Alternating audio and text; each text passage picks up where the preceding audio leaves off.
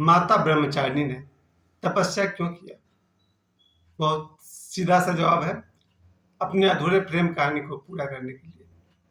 आज चैत्र नवरात्रि का दूसरा दिन है और जैसा कि मैंने कल कहा था कि प्रथम दिन शैलपुत्री माँ का पूजा होता है और दूसरे दिन माता ब्रह्मचारिणी। दुर्गा माँ के जो दूसरे रूप है, क्यों माता ने तपस्या किया था, आप सभी जानते हैं। इसका संबंध माता के पूर्व जन्म से है, क्योंकि जैसा कि प्रथम दिन में पूजा हुआ माँ शैलपुत्री जो पार्वती जी का रूप है, और पार्वती जी इससे पिछले जन्म में वो सती थी, यानी भगवान शिव और सती। इनका प्रेम इनकी प्रेम कहानी अधूरी रह गई थी। वो कथा तो बहुत लंबी है, पर इन शॉर्ट हम सभी जानते हैं कि माता सती के घर में कोई यज्ञ हो रहा था और उनके पिताजी ने भगवान शिव को आमंत्रित नहीं किया था। फिर माता पार्वती वहां गई, बिना बुलाए हुए गई, जिस पर भगवान शिव का बहुत फेमस एक लाइन है कि बिना बुलाए किसी के घर नहीं जाना चाहिए। फिर भी माता पार्वती ने कहा वो मेरे पिता है, और वो बिना बुलाए चली गई। वहां जाकर उनका अपमान हुआ, और माता सती का तो अपमान हुआ ही, उससे ज्यादा भगवान शिव का अपमान हुआ, क्योंकि माता सती के पिता बहुत कुछ उल्टा सीधा बोल रहे थे माता सती के पति के बारे में, यानी कि महादेव के बारे में। वहां उपस्थित जितने भी देवता थे या और जो कोई भी था, उन सबके सामने उस माता सती के पिता ने, दक्ष ने, बहुत कुछ भला बुरा कहा, जिससे माता पार्वती दुखी हुई और अपने पति का अपमान सहन नहीं कर सकी, और उन्होंने योगाग्नि से अपने आप को समाप्त कर लिया। इसके बाद हम सभी जानते हैं कि भगवान शिव को पता चलता है, भगवान शिव वहां आते हैं, और उसके बाद बहुत ही भयंकर तांडव हुआ है, क्योंकि भगवान शिव ने अपने जटा के एक बाल से वीरभद्र को उत्पन्न किया। वीरभद्र जो भगवान शिव की तरह शक्तिशाली थे, वीरभद्र ने वहां पर बहुत सारा मारकाट किया है, यहाँ तक कि माता सती के पिता को भी काट दिया था। खैर, वो कहानी अधूरी रह गई थी।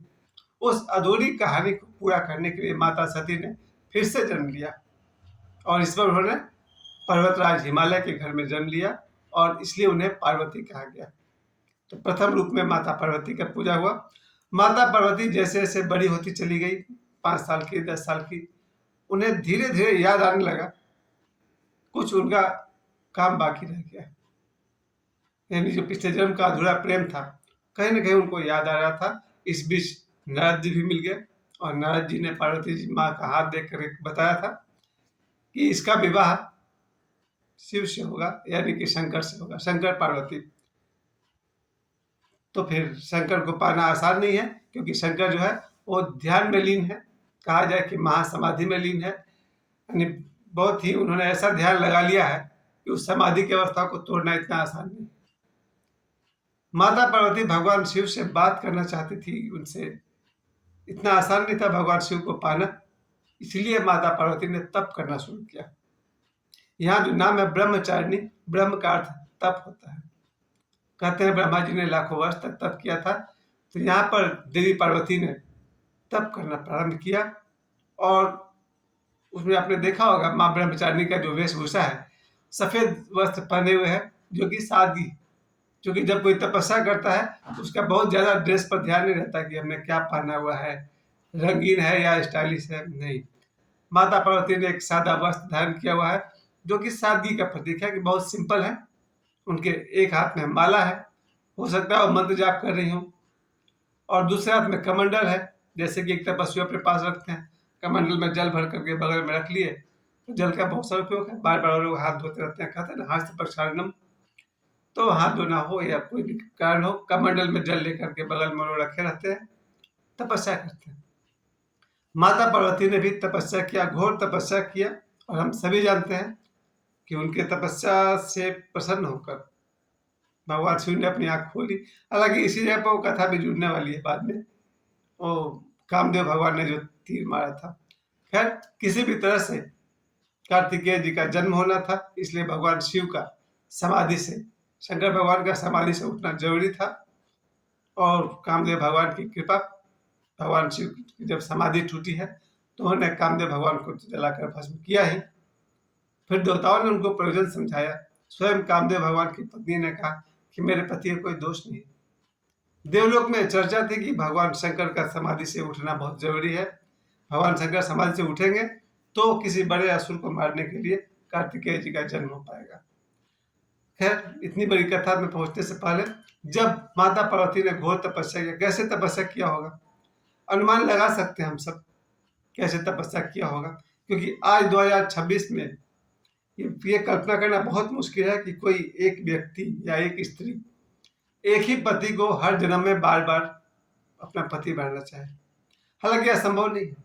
मुझे लगता है दुनिया में लाखों लोग हैं और या फिर 50% लोग ऐसे हैं जो पति पत्नी में इतना प्रेम होता है कि बार बार ये लोग जन्म लेकर फिर एक दूसरे के से विवाह कर लेते हैं। ऐसा आजकल जो कुछ लोग हैं जो पास्ट लाइफ को देख लेते हैं, बोलते हैं पास्ट लाइफ रिग्रेशन। तो पास्ट लाइफ रिग्रेशन करने वाले लोग जानते हैं कि 50% आदमी फिर उसी से विवाह कर लेता है जिससे वो पिछले किसी जन्म में विवाह किया था। इस बात में मेरी थोड़ी बहुत आस्था है, बहुत विश्वास करता हूँ इस बात में कि अगर मेरे पिछले जन्म में कोई मेरी पत्नी रही होगी, मेरे पिछले कई जन्मों में मेरी कई पत्नी रही होगी और उन सब का जन्म कहीं ना कहीं हुआ है प्रकृति की व्यवस्था के अनुसार। अगर कभी मेरा उनसे मिलना होता है जो पूर्व जन्म में मेरी पत्नी रह चुकी है तो आकर्षण होता है। इसलिए कई बार हम सब परेशान होते हैं कि एक आदमी को 2 3 4 लड़की क्यों अच्छी लगती है, और अच्छी लगती है मतलब इतना हद तक अच्छी लगती है जैसे वो उसकी पत्नी हो। इसका एक कारण ये भी हो सकता है कि पूर्व किसी जन्म में ये लड़की उसकी पत्नी रही हो। और अभी 1980, 90, 70 के दौरान ओशो ने कई बार बताया कि उनकी एक पूर्व जन्म की माँ गुजरात में थी, माता मदन कुंवर। तो ओशो की इस जन्म की माँ तो साथ में थी ही, और जो पिछले जन्म की माँ थी वो माँ मदन कुंवर गुजरात की रहने वाली थी। अभी कल 19 मार्च को जो मैंने जिनका जन्मदिन मना रहा था, मैं 19 मार्च को जन्म हुआ था माँ प्रेम निवानो का। माँ प्रेम निवानो पिछले 3 जन्मों से ओशो के साथ रही हैं और तीनों जन्म में उनका विवाह ओशो से नहीं हुआ। यहाँ तक कि ओशो ने अपने कई प्रवचन में बताया है अलग जगहों पर कि पिछले 3 जन्मों से ओशो के साथ है और किसी जन्म में उनका ओशो से विवाह नहीं हुआ। इस बार भी नहीं हुआ। इस बार भी जब 19 मार्च 1949 को माँ विवेक का जन्म हुआ 70 में, इससे पहले वो जो माँ विवेक थी 1931 के आसपास में, तब भी वो ओशो के साथ थी, ओशो की प्रेमिका थी। और 1931 से लेकर के 1947 तक 17 साल तक वो ओशो के साथ रही। 1931 से लेकर 1947 तक 16-17 साल तक ओशो के साथ रही। तब उनका नाम शशि था। फिर शशि माँ का देहांत होने के बाद एक बीमारी से उनका देहांत हो गया था। उन्होंने विदेश में कहीं जन्म लिया, उसमें देश गुलाम भी था, अंग्रेजों का राज चल रहा था। 1949 में इनका जन्म किसी दूसरे देश में हुआ है, संभवतः इंग्लैंड में हुआ है। 1970 में दोबारा वो ओशो के पास आई और 1973 से जब मेरा जन्म हुआ है 1973 से 1989 तक ओशो के साथ रही, उनका केयर टेकर बनकर ध्यान रखने लगा। तो इस कथा में भी मैंने देखा कि जो ओशो की प्रेमिका थी पिछले 3 जन्मों से ओशो के साथ थी। तो इसका प्रमाण तो अभी तक है कि बहुत सारे लोग हैं जो पिछले जन्म में जो उनकी पत्नी रह चुकी हो, अगर वो आसपास कहीं मिलती है तो उससे उनका आकर्षण होता है, यहाँ तक कि अफेयर होता है और लोग गलत समझते हैं। शायद ये बात गलत नहीं है, वो लड़की इनकी किसी पिछले जन्म की प्रेमिका या पत्नी रही हो। चलिए वापस लौटते हैं भगवान शिव के इस प्रेम कथा पर। इस प्रेम कथा में भगवान शिव और सती का जो प्रेम कथा अधूरा रह गया था, इस जन्म में आकर के माता ने तपस्या करके भगवान शिव को प्रसन्न किया और भगवान शिव और पार्वती का मिलन हुआ। आज भी 2026 में ये एक, हालांकि अब तो एक पार्शियल मुद्दा है, आंशिक मुद्दा है, क्योंकि आज की कोई लड़की पिछले जन्म के पति को पाने के लिए तप करे ये तो दिखता नहीं है, या आज का कोई लड़का पिछले जन्म की पत्नी को पाने के लिए तप करे ये भी मुझे दिखता नहीं है। क्योंकि आज 2026 में सामान्य वर्ग जो लोग हैं और गरीब जो लोग हैं उनका तो एक ही मकसद है, अच्छी तरह पढ़ाई करो। जिस उम्र में माता पार्वती होगा उस उम्र में हम सबको तो पढ़ाई करनी पड़ती है। स्कूल की पढ़ाई करिए, कॉलेज की पढ़ाई करिए, पढ़ाई खत्म हो गया तो फिर नौकरी की तैयारी करिए, ये भी एक तपस्या है। और नौकरी की तैयारी हो गई तो फिर नौकरी हो जाएगी, नौकरी हो गई तब तक तो तपस्या के उन्हें पार सीधे शादी कर लो।